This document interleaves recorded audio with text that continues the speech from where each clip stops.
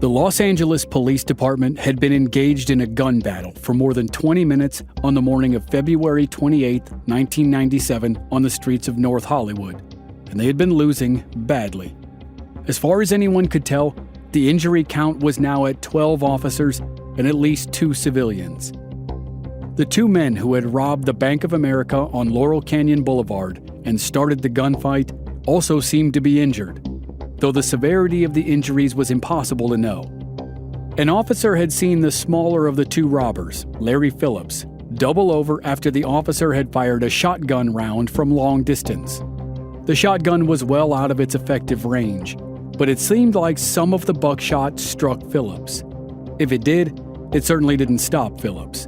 It didn't even slow him down. He was wearing body armor from his neck to his ankles, so there was no guarantee that the pellets did any damage at all. The bigger of the 2 robbers, Emil Matasareanu, had been limping badly as the 2 men began their escape. He had clearly been shot in the leg, but he was still mobile.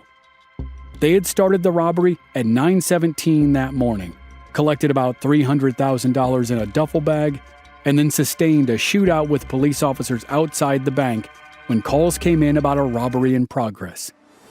The LAPD's handguns and shotguns were no match for the fully automatic, high-powered assault rifles of the robbers. The 2 gunmen had shredded everything in their path: cars, buildings, and people. But mercifully, as yet, no one was dead. The gunmen had left the front of the bank and moved into the parking lot where their getaway car waited. A security die pack inside their duffel bag full of cash exploded and rendered the money useless. So now, Emil Matasareanu slowly drove their 1985 Chevy Celebrity getaway car toward the exit of the parking lot. Larry Phillips stayed on foot outside the car and continued to pour rifle fire at officers who were pinned down in the area. The robbers weren't going to be able to leave with their money, but it seemed like there was a very real possibility they would escape. They had thoroughly dominated the situation up to that point, but that was starting to change. 2 officers had rescued wounded colleagues from the Valley Plaza Mall parking lot across the street from the bank. The first members of the SWAT team were moments away from arriving, and the LAPD would devise a brilliantly simple plan to reach the injured civilians who were trapped in the line of fire. The next 20 minutes of the North Hollywood shootout was going to look much different from the first 20 minutes.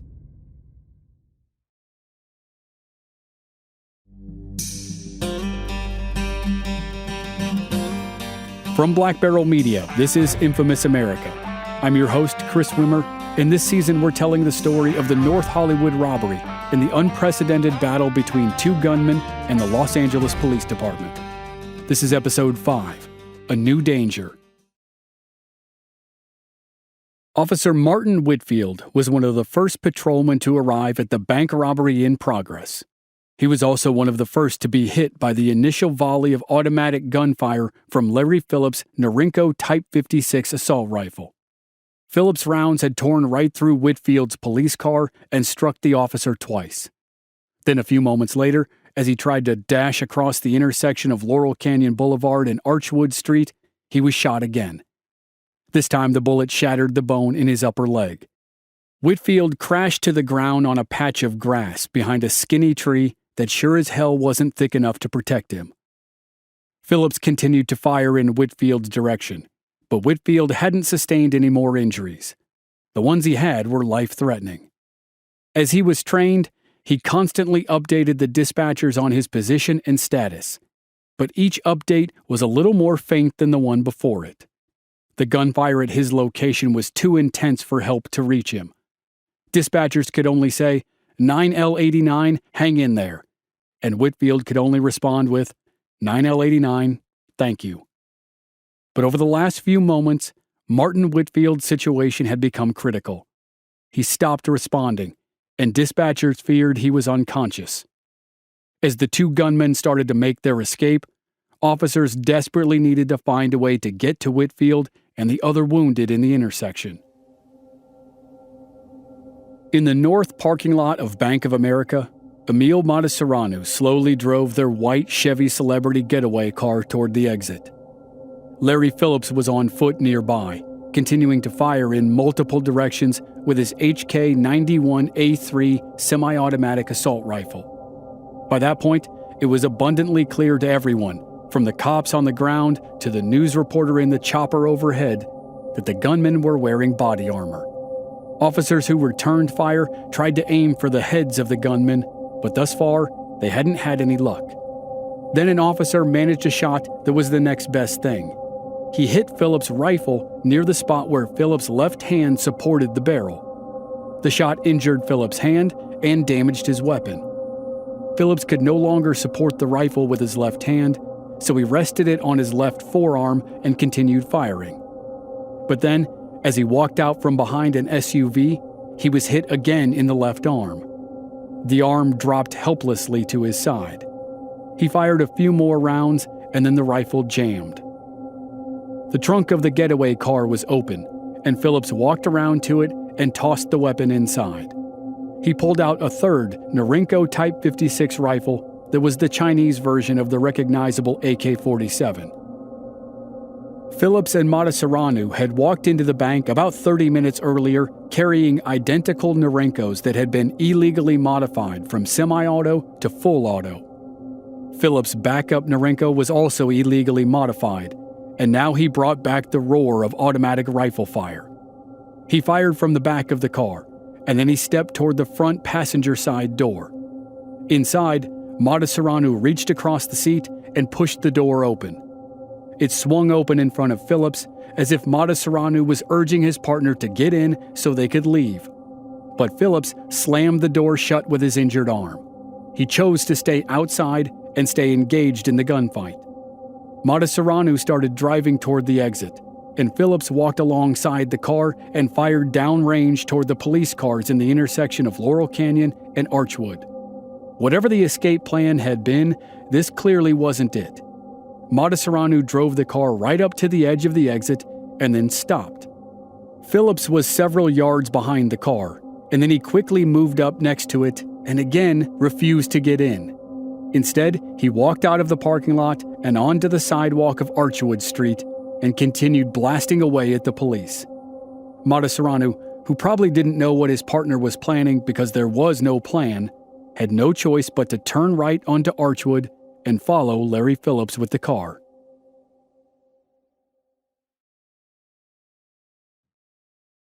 By the time SWAT officers Rick Massa, Steve Gomez, and Don Anderson made it through the first freeway and switched on to the second, the one that would take them to North Hollywood, they had the road to themselves.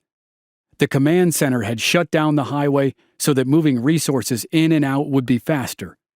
For the last 2.5 miles of their trip to North Hollywood, the three officers were pushing 120 miles per hour. As soon as they exited the freeway at Victory Boulevard, they could see the news choppers. Several more had joined the original KCOW-9 news helicopter.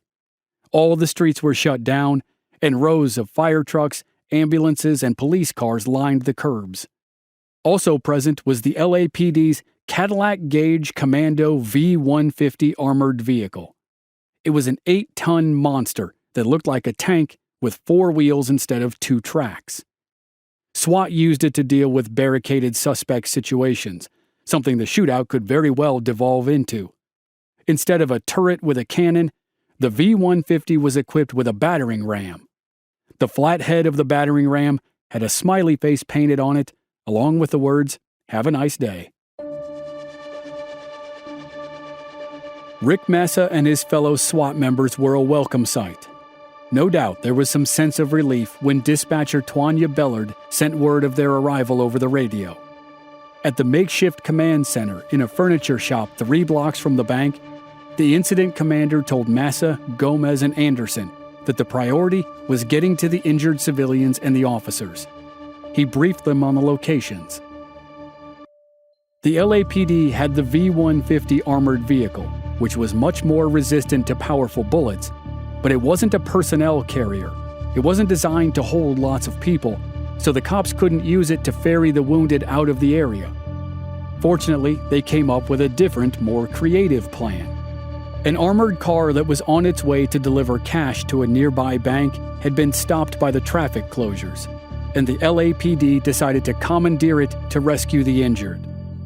The truck was owned by a company called Armored Transport, and the two men who were supposed to make the simple delivery volunteered to drive it into the hot zone. The SWAT officers geared up. The urgency was so great that Steve Gomez didn't bother with his tactical utility clothing. He wore a t-shirt, shorts, and running shoes. He threw on a helmet and his bulletproof vest and grabbed his belt and his gun. He looked like exactly what he was, a guy who was ready to go for a jog and then detoured into a gunfight. Several officers loaded into the armored truck, and the 3 SWAT officers piled into a car to follow the truck. At that time, the robbers were exiting the parking lot and moving into the residential neighborhood along Archwood. They were moving away from the intersection where they'd done so much damage, but Phillips still fired back in that direction and was still a danger to cops and civilians. As the area of operation shifted, it meant new dangers for the people on Archwood, but it also relieved some of the pressure on one of the 2 original hotspots. The gunmen were moving away from the bank, which meant they were also moving away from the Valley Plaza Mall.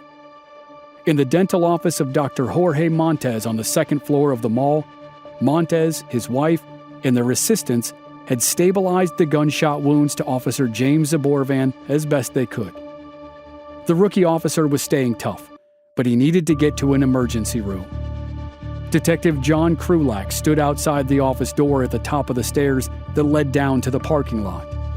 He had a piece of shrapnel buried in his ankle, but he kept his pump-action shotgun aimed at the door at the bottom of the stairs. If the robbers came through that door, they would have an unpleasant welcome. While he kept his watch, he used his radio to relay the phone number of the dentist's office to the command center. Command called the office, and Krulak coordinated a rescue mission for Zaborovan. Dr. Montez confirmed that there was a back entrance to the building. Officers could approach from the alley behind the mall and be completely protected from the shooting.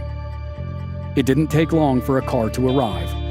Dr. Montez ran down the back stairs and met Officers Anthony Kalbanick and Todd Schmitz. They were the same officers who had rescued the partners of Krulak and Zaborovan from the front of the parking lot when it was still a hot zone. Now, they helped load Krulak and Zaborovan into the car, and they sped back to the command center. Dr. Jorge Montez and his staff had answered the call when needed, and now 4 injured officers were safely out of danger and receiving medical care. The next priority was Officer Martin Whitfield.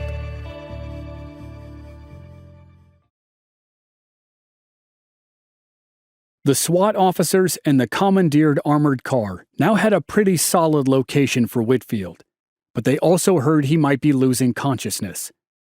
Dispatcher Tanya Bellard advised them to pick up Whitfield and go north on Laurel Canyon Boulevard to Fire Station number 89. It was about a half a mile away, and there would be a chopper waiting to rush him to a hospital. The rescue team moved out. By that point, Mata Saranu was guiding his bullet-riddled car down Archwood Street. It was remarkable the car could still run. 2 tires were shot out. The hood was strafed with bullets, and it was leaking fuel. But as it limped along, Larry Phillips was on foot nearby and continued to engage the police with his fully automatic rifle. As the 2-vehicle rescue convoy approached the intersection, the SWAT officers couldn't believe the wreckage. The black and white police cars of Officer Martin Whitfield and Sergeant Dean Haynes were all but destroyed. With that kind of damage, there was a real fear that the rescue team might be dealing with fatalities instead of injuries. The armored car swerved between the destroyed police cars and crossed Archwood Street. The SWAT officers could see other officers concentrating their attention east down the street. The action was moving in that direction as the robbers made a slow, haphazard escape attempt. But SWAT and the armored car were there for Whitfield. They found him on the grass behind a thin tree, lying in a pool of his own blood. He had been fading for quite a while, and he might have lost consciousness at one point, but he became more alert when he saw the convoy. The officers in the armored car threw open the rear doors and jumped out to get Whitfield. The SWAT officers leapt out of their car and trained their weapons down Archwood Street and back at the bank. When Whitfield was lifted into the vehicle, it was clear to everyone, including Martin Whitfield, how bad his injury was. A gunshot had shattered his femur, the bone in the top half of his leg. The leg flopped around like it could fall off at any time. But for the first time since he started exchanging gunfire with Larry Phillips, Whitfield was safe. Whitfield heard someone radio the news to dispatch. Then he heard the familiar voice of Tanya Bellard as she repeated the information far and wide. And Whitfield desperately hoped that his girlfriend Kim was listening to the police radio he'd given her that morning. As the officers in the armored car were loading Whitfield, they realized they could see 3 trapped civilians by Sergeant Dean Haynes' car. They could also see a significant puddle of blood in the street. Gunfire could still be heard, but it was moving away from them down Archwood Street. The driver and the team maneuvered the armored car over to the victims and began loading them. The 3 SWAT officers covered the operation, and Barry Golding, Tracy Fisher, and Michael Horan were finally out of harm's way. The civilians had spent the better part of an hour crouched on the hot asphalt in the middle of one of the worst gunfights American law enforcement had ever seen. A bullet had skipped under a police car and struck Tracy Fisher in the ankle. Michael Horan had been shot in the chest and the arm. The puddle of blood that was spotted by the officers in the armored car was from Horan. And the TV viewers had been watching him bleed for more than 10 minutes. But with the evacuation of Whitfield and the civilians, the most dire casualties were finally off the street and on their way to the hospital. Now it was time to end the gunfight. The 3 SWAT officers looked down Archwood Street and saw officers waving at them to move in that direction. Massa, Gomez, and Anderson didn't know what had happened down there or what might still be happening, but the gunfire had not stopped. There was more work to do.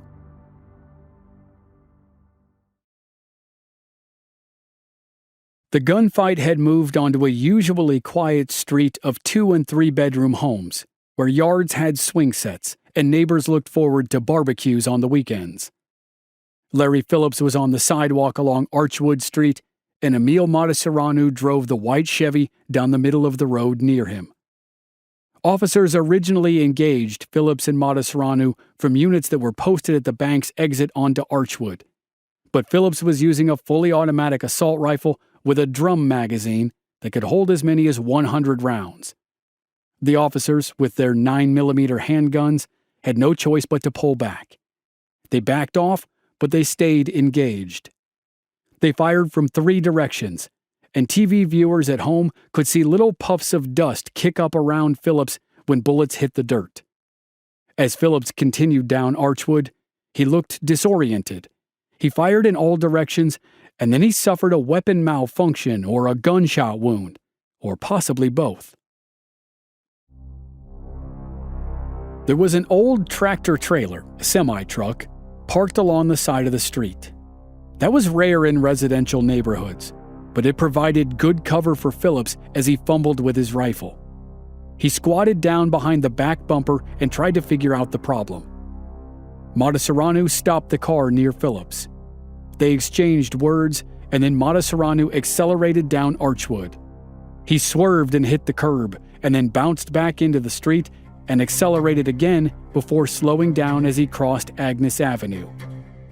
There were officers stationed at the end of the road to block traffic and escape attempts. If Larry Phillips continued on his current course, he would walk into more direct fire.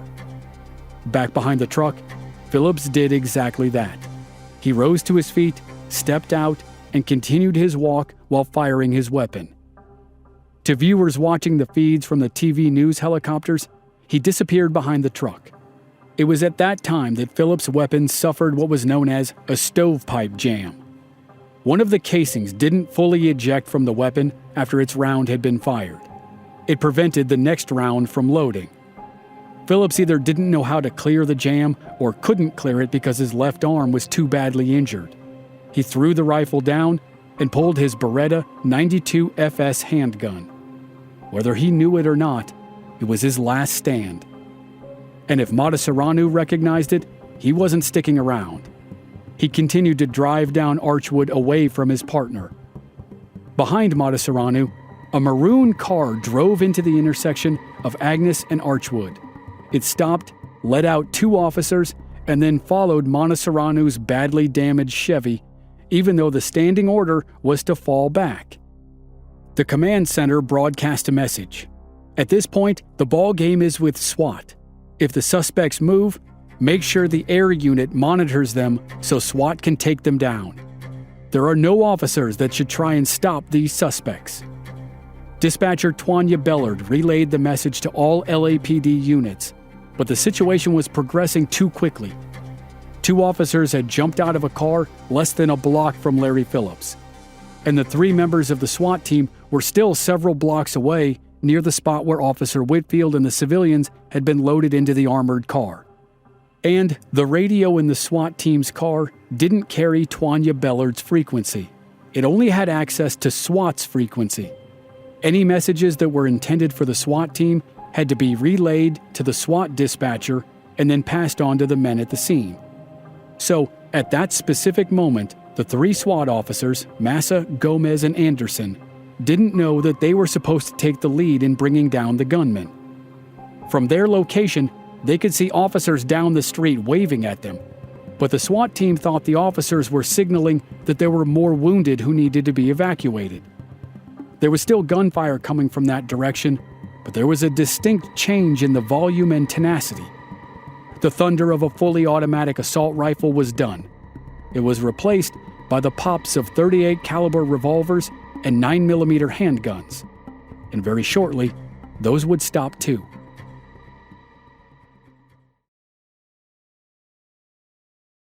The TV audience, who had an overhead view of the events from the news helicopters, was about to watch the first half of the end of the North Hollywood shootout. Larry Phillips had ditched his assault rifle and switched to his handgun. He fired at officers and then ducked out of sight behind the parked tractor trailer. He disappeared for more than 30 seconds, but that was just a pause in the action. When he appeared again, he fired at the officers who had jumped out of a maroon car in an intersection right in front of him. He marched straight at them as they returned fire. Then Phillips reacted as though he'd been shot in the hand. He dropped his gun, and as he crouched down to pick it up, he struggled with the weapon. It's very possible that the gun was damaged, and if Phillips' right hand was injured at the same time, it meant he was now wounded in both hands. Either way, he was done firing at the police. 2 things happened almost simultaneously. As Larry Phillips struggled with his gun, it went off in his hands, and he was shot in the back of the neck by an officer. Phillips' gun was pointed up at his chin, so he suffered 2 fatal gunshot wounds at nearly the same time. Phillips' legs buckled and he tumbled forward. He crumpled to the ground and lay in a fetal position. For a few more seconds, bullets continued to skip off the dirt around him as officers couldn't be sure what had just happened. Then, they held their fire and watched for movement. When Phillips remained still, officers cautiously moved in and surrounded him. They pulled off his mask and checked his vitals. He was dead, but his identity was a mystery. He was responsible for nearly every victim in the North Hollywood shootout, but for the first time in nearly 40 minutes, there was no gunfire. There was confusion and shouting, but there was finally a moment with no shooting. Unfortunately, it wouldn't last. One of the high-incident bandits was down, but the other was still active.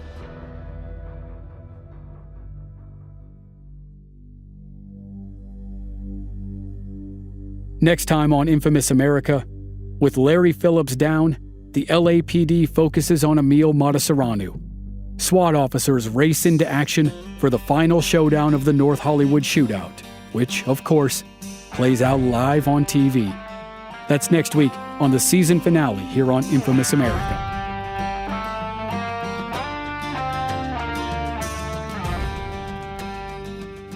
Members of our Black Barrel Plus program don't have to wait week to week for new episodes. They receive the entire season to binge all at once with no commercials, and they also receive exclusive bonus episodes. Sign up now through the link in the show notes or on our website, blackbarrelmedia.com. Memberships begin at just $5 per month. This season was researched and written by Jamie Lyko. Original music by Rob Valier. Copy editing by me, Chris Wimmer, and I'm your host and producer. Find us at our website, blackbarrelmedia.com, or on our social media channels. We're Black Barrel Media on Facebook and Instagram, and B Barrel Media on Twitter. And you can stream all our episodes on YouTube. Just search for Infamous America Podcast. This show is part of the Airwave Media Podcast Network. Please visit airwavemedia.com to check out other great podcasts like Ben Franklin's World, History of the Great War, and many more. Thanks for listening.